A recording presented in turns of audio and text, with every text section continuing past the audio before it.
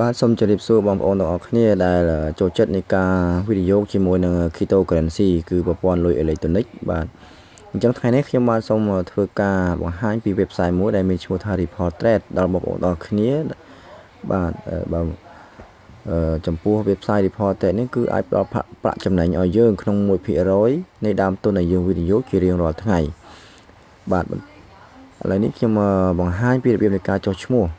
អញ្ចឹងបងប្អូនទាំងអស់គ្នាអាចចុចទៅលើ link របស់ website បាទរបស់ Ripple Trade ហើយធ្វើការ sign up កន្លែងនេះគេដាក់ឲ្យយើងដាក់ឈ្មោះ full name របស់យើងឈ្មោះរបស់យើងពេញយើងដាក់មកតបមកកន្លែងគឺ username នេះគឺ ID ឈ្មោះរបស់យើងបាទឈ្មោះ account របស់យើង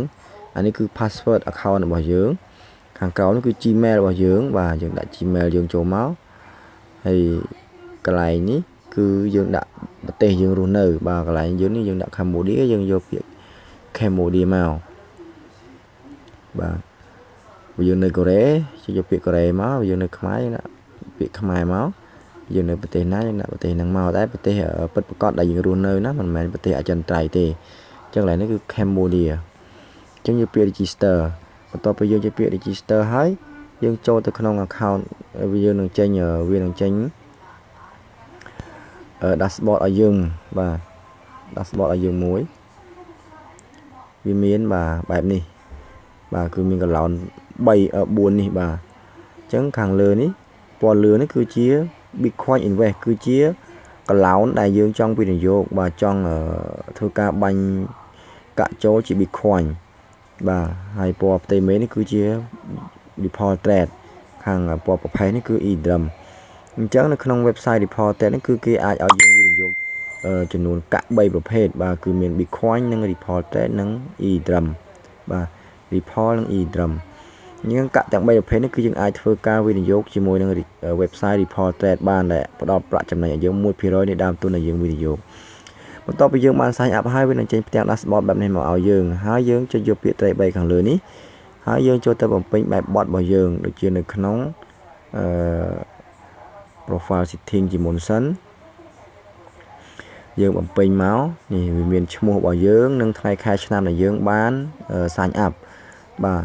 ហើយប្រភេទ account របស់យើង member normal member គឺ account ធម្មតាអញ្ចឹងយើងដាក់ឈ្មោះមក address អាស័យដ្ឋានយើងបាទរស់នៅភូមិស្រុកបាទ city នេះដាក់ក្រុងដែលយើងរស់នៅ state នេះខេត្តតំបន់ដែលយើងរស់នៅនិង zip code នេះយើងដាក់មកតំបន់ខេត្តយើងរស់នៅហ្នឹងគឺប្រទេសណាបើមិនចឹងទេយើងដាក់លេខកូដប្រទេសយើងក៏បានដែរ855ហើយនេះយើងដាក់មក Cambodia មកដោយសារខ្ញុំនៅប្រទេសកូរ៉េខ្ញុំដាក់ Republic of Korea អញ្ចឹងយើងពាក្យ confirm មកចុចពាក្យ confirm ហើយគឺវាចេញ success ឲ្យយើងហើយគឺយើងឲ្យយើងចូលទៅយក Gmail បាទ verify កូដពី Gmail បាទដើម្បី save អញ្ចឹងយើងចុច confirm មកវានឹងផ្ញើ Gmail ទៅឲ្យយើងអញ្ចឹងយើងចូលទៅក្នុង Gmail ដើម្បីយកលេខកូដនេះមកហើយធ្វើការផាសចូលហើយ save វាដើម្បី account យើងនឹងឲ្យ verify តមក confirm upgrade មកគឺវាចេញ success for your update information បាទអញ្ចឹងគឺរួចរាល់ហើយជំហានទី1ឥឡូវចូលទៅជំហានទី2យើងត្រូវចូលទៅកន្លែង account setting បាទចូលទៅកន្លែង account setting នេះគឺវាឲ្យយើងដាក់ចំនួនគឺមាន password ដែលយើង log in ចូល account របស់យើងហ្នឹងហើយនឹង password ទី2បាទ password ទី2គឺមានតែ4ខ្ទង់ទេគឺយើងវាយសម្រាប់ធ្វើការបើយើងចង់វិនិយោគជាប្រភេទកាក់ Ripple គឺយើងប្រើ password 4ខ្ទង់ហ្នឹងតែបើយើងចង់វិនិយោគជាប្រាក់ Bitcoin គឺយើងអត់ប្រើទេលេខកូដ4ខ្ទង់ហ្នឹងបាទ Ripple និង Ethereum គឺយើងត្រូវប្រើលេខកូដ4ខ្ទង់ហ្នឹងដើម្បីធ្វើការវិនិយោគបានអញ្ចឹងយើងមើលមកកន្លែងនេះ payment option បាទ payment option គឺគេដាក់ Bitcoin wallet address Ripple wallet address Ethereum wallet address អញ្ចឹងកន្លែងហ្នឹងគឺគេឲ្យយើងដាក់ចំនួនដាក់ address បាទ address blockchain របស់យើង Bitcoin យើងប្រើ address blockchain យើងហ្នឹងយើងចូលទៅក្នុងទូរស័ព្ទដៃយើងយកពាក្យកន្លែងនេះ blockchain នេះហើយយើងវាយលេខកូដ4ខ្ទង់យើងមក តើយើងវាយលេខកុកបួងខ្ទង់ហើយយើងនឹងចេញហើយចេញ blockchain យើងចូលមកអញ្ចឹងយើងចុចពាក្យយកនេះ address របស់យើងនេះដើម្បីយកទៅផាសកន្លែងហ្នឹងទៅអញ្ចឹងទេយើងយកនៅកន្លែងនេះក៏បានចុច 3 មកយក address នេះមក wallet យើងយក wallet SIM យើងក៏បានដែរចុចពី address ហ្នឹង setting យកពាក្យ setting មកនេះយើង copy ឡើងនេះ address ហ្នឹងក៏បានដែរបាទ wallet ID ហ្នឹងហើយហ្នឹងក៏បានឬមួយក៏យកកន្លែងនេះក៏បានដែរបាទចុចកន្លែងហ្នឹងមក copy កន្លែងហ្នឹងមកក៏បាន copy វាមកហើយយើងយកទៅផាសនៅក្នុងបាទ Bitcoin wallet នេះបាទផាសវាកន្លែងហ្នឹងមកចំពោះ Ripple wallet address និង Ethereum wallet address គឺយើងចូលទៅក្នុងយកក្នុង website Bitsum គឺយើងយកនៅក្នុង website Bitsum យកនៅក្នុង website Bitsum មកអញ្ចឹងយើងចុចយកពាក្យChicago Quali ដូចគ្នាមកយើងយកពាក្យបាទ Ripple Ipcum បាទយកពាក្យ Ripple Ipcum មកយើងនឹងឃើញ address បាទអញ្ចឹងយើងคลิกលើ address ហ្នឹងមកយើង copy address ហ្នឹងមកណាបាទ copy មកហើយចំពោះ Ripple Trade ចំពោះ Ethereum ក៏ដូចគ្នាដែរយើងយក address ដូចគ្នាបាទយើងយក address ដូចគ្នាយើងយកពាក្យ Ripple មកពីណាពាក្យ RippleនេះEthereum អានេះក៏មែនដែរEthereum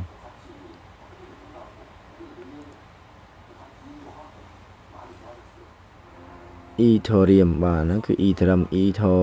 Ethereum នេះ Ethereum Ipcum មកហើយអញ្ចឹងវាចេញ address ហើយអញ្ចឹងយើងចុច copy អាហ្នឹងដូចគ្នាមកហើយយើងយកវាទៅផាសនៅក្នុងreport តែយើងហ្នឹងបាទផាសវាកន្លែងហ្នឹងមកដើម្បីយើងធ្វើការដកកាក់ចេញពីក្នុង account report trade ហ្នឹងនៅពេលណាដែលយើងបាន trade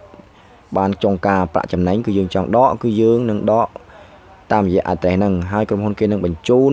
ទិន្នន័យលុយនិងទឹកប្រាក់បាទហើយនឹងកាក់ហ្នឹងទៅក្នុង address ដែលយើងបាន upload ចូលហ្នឹងបាទអញ្ចឹងវាមាន3ប្រភេទហ្នឹងអញ្ចឹងយើងចុចពាក្យ confirm update information មកចុចពាក្យហ្នឹងហើយវាឲ្យយើងចូលយកលេខកូដនៅក្នុង Gmail ទៀតហើយអញ្ចឹងយើងចាំមើលផ្ញើ Gmail មកណាផ្ញើមក reported ហើយយើងយកពាក្យ copy code ហ្នឹងមកហើយយកមកផាសកន្លែងហ្នឹងមក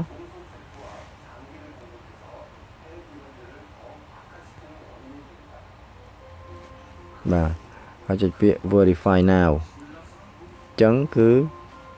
ចុចពាក្យ confirm update ម្ដងទៀតមកគឺវាចេញ success for your update information ទៀតហើយអញ្ចឹងគឺប៉ុណ្ណឹងគឺយើងរួចរាល់ហើយក្នុងការបំពេញបែប bot នៅក្នុង account report trade ដើម្បីធ្វើការវិនិយោគបានអញ្ចឹងបែប bot នៃការបំពេញគឺមានតែប៉ុណ្ណឹងហើយយើងចាប់ផ្ដើមធ្វើការវិនិយោគទៅបាទដូច្នេះចំពោះរបៀបនៃការចុះឈ្មោះបាទនិងបំពេញបែប bot នៅក្នុង account report trade នេះគឺមានតែប៉ុណ្ណឹងបាទដូច្នេះបើសិនជាបងប្អូនទាំងអស់គ្នានៅមិនទាន់យល់ច្បាស់និងចង់ដឹងឲ្យកាន់តែច្បាស់ពីរបៀបនៃការរកប្រាក់ចំណូលតាមរយៈ report trade នេះ